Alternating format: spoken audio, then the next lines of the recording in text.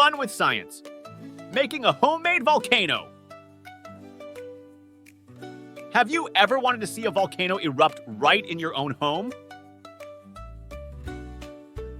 Well, now you can with a simple experiment using things you might already have in your kitchen. Here's what you need: a bottle or a jar, baking soda, vinegar, red food coloring, optional, but it makes the eruption look cool. Here's what to do.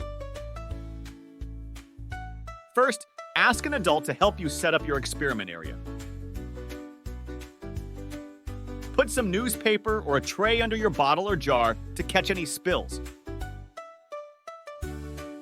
Now take your bottle or jar and place it on the newspaper or tray.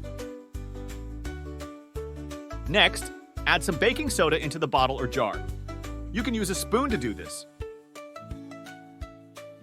If you want your volcano to look extra special, add a few drops of red food coloring to the baking soda. It will make the eruption look like lava.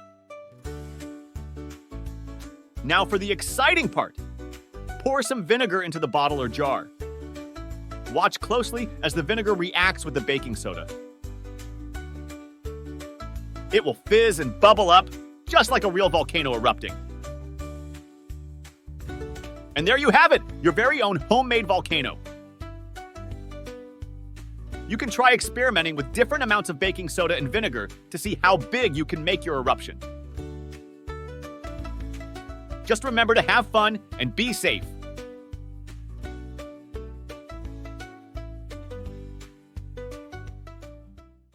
Thanks for watching.